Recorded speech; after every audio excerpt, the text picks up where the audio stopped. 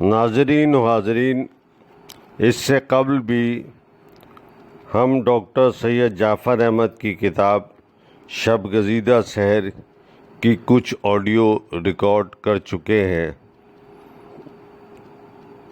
اسی سلسلے میں ہم آج ایک نئی آڈیو ریکارڈ کر رہے ہیں جس کا عنوان ہے سول ملٹری بیوروکریسی اور لیاقت خان کا دور حکومت، جس میں حسین شہید سہروردی کے متعلق بھی تفصیل سے ذکر موجود ہوگا۔ قیام پاکستان کے 13 ماہ بعد 11 ستمبر 1948 کو قائد اعظم کی رحلت کے ساتھ ہی بر صغیر کی تاریخ کا ایک باب اپنے اختتام کو پہنچا۔ قائد اعظم کی فراست اور ان کی فعال قیادت میں ایک قوم نے غلامی کی آہنی زنجیروں کو توڑ کر آزادی کی دہلیز پر قدم رکھا تھا۔ آزادی کے بعد برسا ہنگامہ خیز واقعات اور گوناگوں مشکلات کے تلاطم میں کچھ اس طرح گزرا تھا کہ اس دوران ہر اقدام ہنگامی بنیادوں پر ہی کیا گیا۔ اس وقت نہ تو کسی کو یہ سوچنے کی فرصت تھی کہ مستقل بعید کو سامنے رکھ کر مستقل نوعیت کے فیصلے کیوں نہیں کیے جا رہے، اور نہ ہی کوئی یہ سوچنے پر قادر تھا کہ اس ہنگامی صورتحال میں جس واحد شخص کی ثواب دید پر پوری قوم قانع اور مطمئن ہے، وہ بھی کچھ عرصے کا مہمان ہے۔ قائد اعظم کے انتقال کے بعد ایک خلا کا پیدا ہونا عین فطری تھا۔ وہ جب تک زندہ رہے ان کی ذات لوگوں کی توقعات کا محور بنی رہی۔ ایک عام آدمی ہی کیا، مسلم لیگ سے وابستہ چھوٹے بڑے سبھی رہنما یہ فرض کیے بیٹھے تھے کہ قائد اعظم نے ملک بنایا ہے، وہی اس کو کسی راہ پہ ڈالیں گے۔ قائد اعظم کا ایک نجات دہندہ کا امیج قوم کے اعصاب کو اس درجہ مسخر کر چکا تھا کہ لوگ مختلف شعبہ زندگی میں کسی ابتدائی پیش رفت کی عدم موجودگی دیکھتے ہی اس خیال سے خود کو مطمئن کر لیتے تھے کہ قائد اعظم جلد ہی ان کی جانب متوجہ ہوں گے۔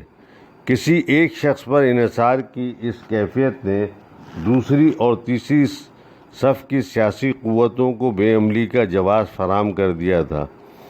وہ مشرقی اور مغربی پاکستان کے درمیان پائے جانے والے تفاوضات ہوں یا ایک قابل عمل اور متفقہ قومی دستور کی تدوین، ملک کی اقتصادی منصوبہ بندی کا کام ہو یا خارجہ پالیسی کے خطوط کو طے کرنے کا معاملہ، جمہوری اداروں کا قیام ہو یا صوبائی خود مختاری کی صورت گری، ہر مسئلے اور موضوع کی بابت سیاسی صفوں میں ایک ہی رجحان کار فرما تھا، اور وہ ٹھہرو اور قائد اعظم کے اس جانب سے متوجہ ہونے کا انتظار کرو کا رجحان تھا۔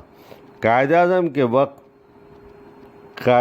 بے وقت انتقال نے ہماری قومی صورتحال کو رجعیت کے پردے سے نکال کر اس کے پورے کھوکھلے پن اور اس کی تمام تر بے بذاتی کے ساتھ بے نقاب کر دیا۔ تب ہمارے معاشرے کے داخلی تضادات، ہماری سیاست کی تہ در انتشار، ہمارے ریاستی ڈھانچے کے استعماری بیساکھیاں سب اپنی اصلی شکل میں سامنے آنا شروع ہو گئے۔ قائد اعظم کے جانشین ان کی سیاسی قامت سے محروم تھے، ان میں تدبر کی کمی اور وقتی سیاست کے سیل رواں میں بہہ جانے کے رجحان کی بہتات تھی۔ وہ مسائل حل کرنے سے زیادہ ان کا حصہ بن جانے پر مائل تھے۔ مسلم لیگ کی صف در صف لیڈر صاحبان نے اپنے عمل سے یہ ثابت کیا کہ وہ چھوٹی لڑائیاں لڑنے والے لوگ تھے۔ تاریخ نے انہیں ایک بڑی قوم کے بڑے مسائل حل کرنے کے منصب پر لا بٹھایا تھا۔ قائد اعظم کے انتقال کے بعد لیاقت علی خان کی ذمہ داریاں ان کے مقام میں اضافہ ہوا۔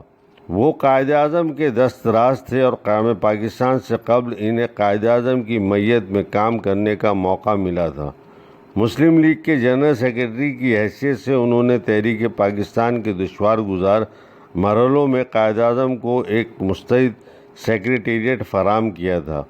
وہ آئینی امور پر ہونے والے مختلف مذاکرات میں بھی قائد اعظم کی ٹیم کے ایک رکن کے طور پر شامل رہے۔ غیر منقسم ہندوستان کی عبوری حکومت میں انہوں نے مسلم لیگ کی نمائندگی اور وزارت خزانہ کے چیلنجوں کا حامل قلمدان سنبھالا۔ اس حیثیت میں ان کا پیش کردہ بجٹ غریب آدمی کا بجٹ کے عنوان سے مشہور ہوا۔ قیام پاکستان پر قائد اعظم نے گورنر جنرل کی حیثیت سے وزراء کی کونسل منتخب کی تو ساتھ ہی لیاقت علی خان کو وزیر اعظم کی حیثیت سے متعارف کرایا۔ لیاقت علی خان کے پاس وزارت دفاع کا محکمہ بھی تھا۔ وزیر اعظم کے عہدے کے لیے لیاقت علی خان پر قائد اعظم کی نظر انتخاب کیوں پڑی، یہ سوال بار بار اٹھایا گیا۔ ظاہر ہے کہ اس وقت مسلم لیگ کی صفوں میں ایسے اور لوگ بھی موجود تھے جو اس منصب کے اہل ہو سکتے تھے، بلکہ ان میں سے کچھ بعض حوالوں سے لیاقت علی خان سے زیادہ اس عہدے کے مستحق گردانے جا سکتے تھے۔ خاص طور پہ حسین شہید سہروردی ایک ایسے رہنما تھے جن کا سیاسی تجربہ بہت وسیع تھا۔ وہ متحدہ بنگال کے وزیر اعلیٰ کی حیثیت سے انتظامی اور حکومتی امور کا لیاقت علی خان سے کہیں زیادہ تجربہ رکھتے تھے۔ 1920 میں عملی سیاست میں قدم رکھنے کے بعد سہروردی نے تحریک خلافت میں حصہ لیا۔ 1936 کے اوائل میں انہوں نے آزاد مسلم پارٹی کی داغ بیل ڈالی، مگر پھر اسی سال قائد اعظم کی خواہش پر اپنی نوزائیدہ تنظیم کو مسلم لیگ میں ضم کر دیا۔ 1936 کے انتخابات میں سہروردی نے بنگال کی 119 مسلم نشستوں میں سے 39 نشستوں سے مسلم لیگ کو کامیابی دلانے میں اہم کردار ادا کیا۔ بعد ازاں وہ فضل حق کی سربراہی میں بننے والی کرشک پرچہ پارٹی اور مسلم لیگ کی مخلوق حکومت میں شامل رہے۔ 1943 میں وہ خواجہ ناظم الدین کی صوبائی وزارت میں شامل تھے اور 1946 کے انتخابات کے بعد وہ بنگال کے وزیر اعلیٰ بنے۔ ان انتخابات کے بعد کسی صوبے میں مسلم لیگ کی بننے والی واحد وزارت بنگال ہی کی وزارت تھی، جبکہ دوسرے مسلم اکثریتی صوبوں میں لیگ اپنی حکومت بنانے میں ناکام رہی تھی، کیونکہ قیام پاکستان سے ذرا قبل تقسیم بنگال کا فیصلہ بھی ہوا تھا، جس کے بعد بنگال کے دونوں حصوں میں الگ الگ حکومتیں وجود میں آئی تھیں۔ لہٰذا سہروردی کی حکومت کو متحدہ بنگال کی آخری حکومت ہونے کا اعزاز بھی حاصل تھا۔ سیاسی تحریکوں، تنظیم سازی اور حکومتی مناصب پر کام کرنے کے اس وسیع تجربے کے پس منظر میں سہروردی پاکستان بننے کے بعد وزارت عظمیٰ کے منصب کے ایک اہل امیدوار ثابت ہو سکتے تھے۔ جو چیز سہروردی کو پاکستان کی وزارت عظمیٰ کے لیے مزید موزوں بناتی تھی وہ یہ حقیقت تھی کہ ایک دوسرے سے 1000 میل کے فاصلے پر واقع ملک کے دو حصوں کا اقتدار میں شراکت کا احساس قومی وحدت اور باہمی اخوت کے فروغ کے لیے ناگزیر تھا۔ قیام پاکستان کے بعد ملک کا دارالحکومت اس کے مغربی حصے میں بنا لیا گیا، جبکہ بعض حلقوں کے خیال میں ڈھاکہ کو بھی اس مقصد کے لیے زیر غور لایا جا سکتا تھا۔ اسی طرح ملک کی فوج اور بیوروکریسی میں بنگال کی نمائندگی نہ ہونے کے برابر تھی۔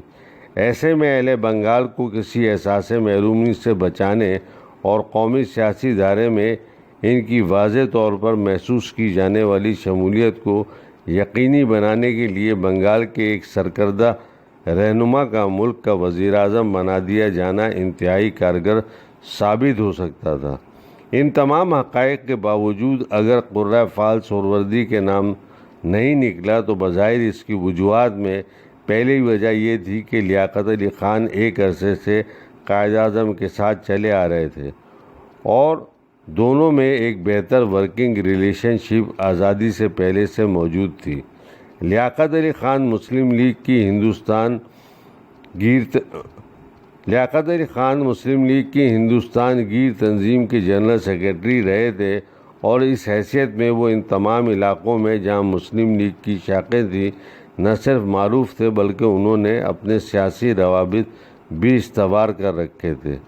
خود بنگال کی مسلم لیگ میں بھی لیاقت علی خان کا اپنا ایک حلقہ اثر تھا اور سہروردی کے بجائے خواجہ ناظم الدین سے زیادہ قریب تھے۔ ایک اور اہم واقعہ جس نے قیام پاکستان سے ذرا قبل سہروردی کو نئے بننے والے ملک میں کسی اہم منصب پر فائز ہونے سے باز رکھا، وہ تقسیم بنگال اور متحدہ بنگال کی ان کی وزارت اعلیٰ کے خاتمے کے بعد کلکتہ میں بھڑک اٹھنے والے فسادات تھے۔ کلکتہ کے مسلمان بے یار و مددگار تھے۔ تقسیم ہند کے ساتھ ہی انگریز سپاہیوں پر مشتمل فوج کلکتہ سے واپس بلا لی گئی تھی۔ مسلمان مہاجرین کا سیلاب مشرقی بنگال کی سرحدوں کی طرف بڑھ رہا تھا۔ ایسے میں کلکتہ کے میئر اور ضلعی مسلم لیگ کے جنرل سیکرٹری ایم اے عثمانی نے پہلے گاندھی سے رابطہ قائم کیا اور انہیں مشورہ دیا کہ وہ سہروردی مل کر فسادات کی اس آگ کو بجھا سکتے ہیں۔ گاندھی جی نے اس تجویز پر عمل کرنے کا وعدہ کیا۔ خود سہروردی نے بھی اس تجویز پر ساتھ کیا اور یوں وہ کلکتہ میں رک گئے۔ ہندو مسلم فرقہ وارانہ فسادات کو روکنے میں مصروف ہو گئے۔ ان کی مغربی بنگال میں مشغولیت پاکستان میں ان کے کسی اہم عہدے کو سنبھالنے میں سد راہ ثابت ہوئی۔ بعد میں پاکستان سے ان کی غیر حاضری ملک میں ان کے مخالفین کی ضرورت بن گئی اور جب انہوں نے فسادات کی آگ کے ٹھنڈا پڑنے پر اپنے ملک آنے کا فیصلہ کیا تو خواجہ ناظم الدین نے، جو اس وقت مشرقی بنگال کے وزیر اعلیٰ تھے، ان کو امن و امان کے لیے خطرہ قرار دے کر مشرقی بنگال میں ان کے داخلے پر پابندی لگا دی۔ سہروردی بمشکل تمام 5/5/1949 کو کراچی تشریف لائے۔ کراچی میں ان کو ایک اور صدمے سے دوچار ہونا پڑا۔ حکومت نے ان کی شہریت کا قضیہ کھڑا کر کے ان کی دستور ساز اسمبلی کی رکنیت ہی ختم کر دی۔